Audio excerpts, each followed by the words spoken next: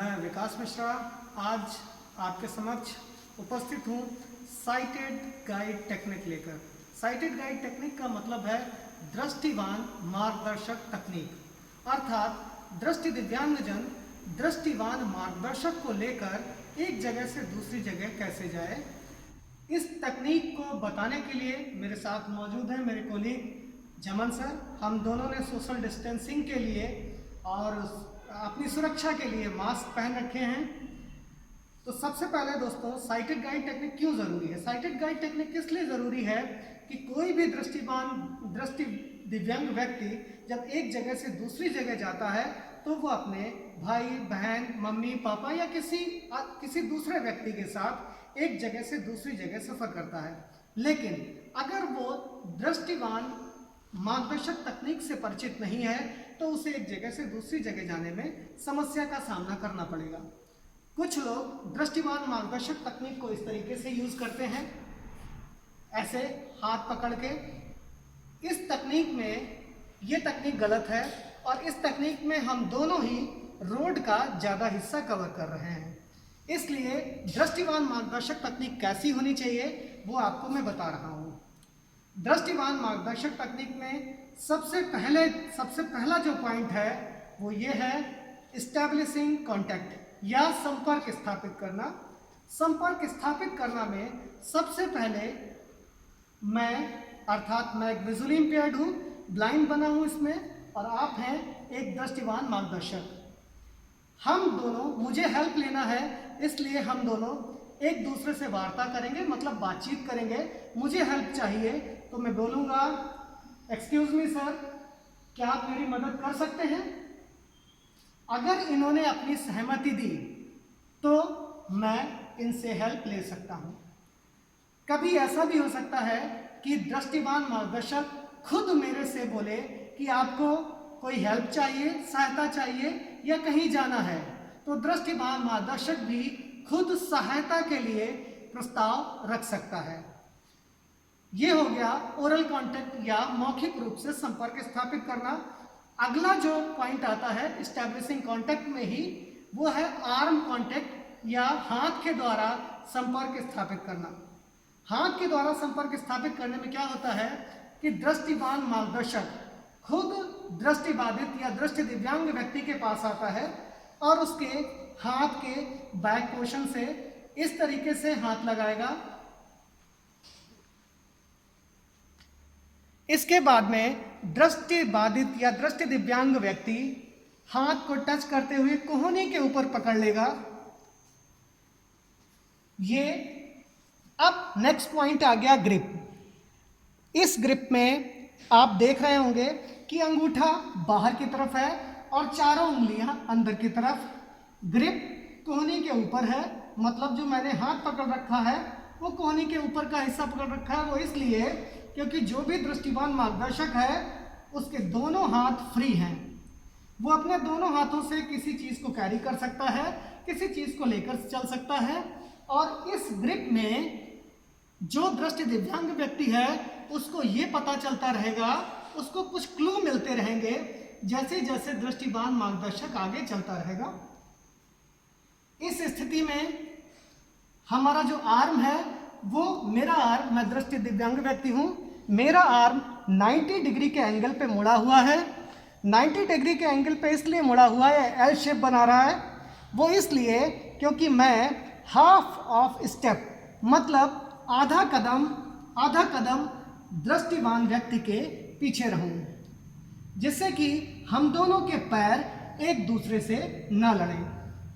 मैंने हाथों में ग्लव्स पहने हुए हैं, वो इसलिए क्योंकि लॉकडाउन को देखते हुए मैंने अपने हाथों में ग्लव्स पहन रखे हैं। वो इसलिए पहन रखे हैं कि हम दोनों में अगर किसी में कोई इन्फेक्शन है तो हम दोनों में वो इन्फेक्शन एक दूसरे में हस्तांतरित या न जाए।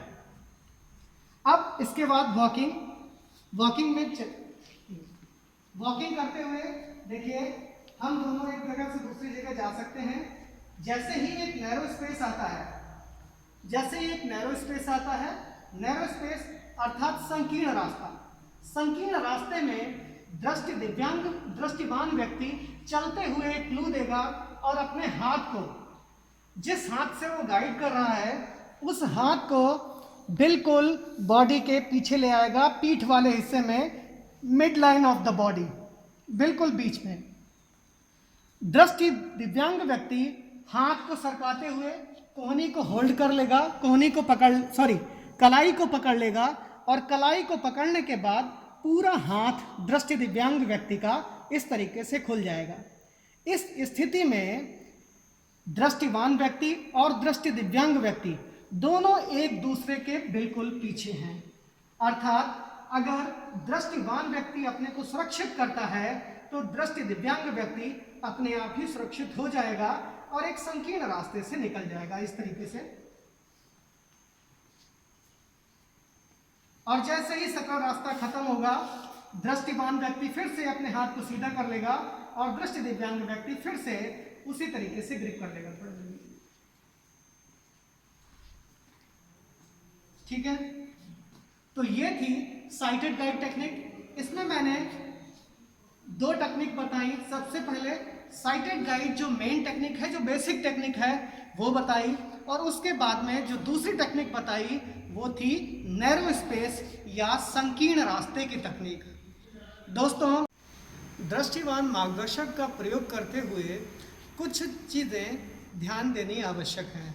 सबसे पहले दृष्टिवान मार्गदर्शक दृष्टि दिव्यांग व्यक्ति को सदैव लेफ्ट साइड रखेगा, अर्थात बाईं तरफ रखेगा। बाईं तरफ इसलिए क्योंकि अगर दृष्टि दिव्यांग व्यक्ति बाईं तरफ है तो सुरक्षित है, क्योंकि राइट साइड से, दाहिनी साइड से गाड़ियों का आवागमन हो रहा है, इसलिए लेफ्ट साइड में रखना सही है। दूसरी बात यह है कि इस दृष्टिवान मार्गदर्शक तकनीक के बारे में साइटेड जो भी दृष्टिवान मार्गदर्शक है और जो दृष्टि दिव्यांग व्यक्ति है, उन दोनों को ही पता होना चाहिए। तीसरी इंपॉर्टेंट बात यह है कि ग्रिप करते समय ग्रिप ना ज़्यादा टाइट हो और ना ही ज़्यादा ढीली होनी चाहिए, जिससे कि अगर टाइट होगी तो दृष्टिवान व्यक्ति को परेशानी होगी और अगर ढीली होगी तो दृष्टि दिव्यांग व्यक्ति को परेशानी हो सकती है। दृष्टिवान मार्गदर्शक और दृष्टि दिव्यांग व्यक्ति की दोनों की चाल में चलते समय, जब दृष्टिवान मार्गदर्शक का प्रयोग कर रहा है दृष्टि दिव्यांग व्यक्ति, दोनों की चाल में तालमेल होना चाहिए। अगर एक व्यक्ति तेज चल रहा है और दूसरा, दोनों में तालमेल नहीं है, तो दोनों को चलने में परेशानी हो सकती है।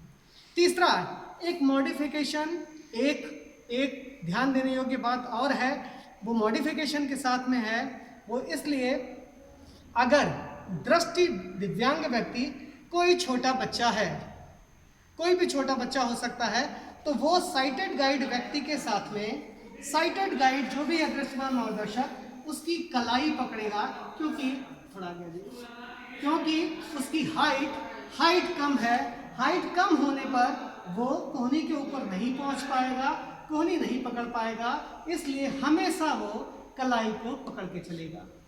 अगर दृष्टिवान मार्गदर्शक छोटा बच्चा है और दृष्टि दिव्यांग व्यक्ति हाइट में ज़्यादा है, तो दृष्टि दिव्यांग व्यक्ति उसके कंधे का यूज भी कर सकता है, कंधे पे हाथ रख सकता है। क्यों?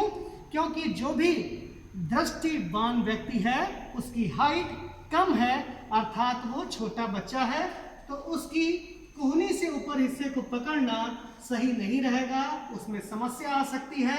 इसलिए छोटा बच्चा अगर मार्गदर्शक है तो उसके कंधे पर भी हाथ रखकर इस तकनीक का प्रयोग किया जा सकता है। लेकिन वास्तविक रूप में जो तकनीक है वो है कोहनी से ऊपर ही पकड़ना। इसी के साथ इस तकनीक के बहुत सारे बिंदु हैं जिनके साथ में मैं आपके सामने उपस्थित होता रहूँगा, अलग अलग बिंदुओं पर चर्चा करते रहेंगे। अभी के लिए बस इतना ही। धन्यवाद, नमस्कार।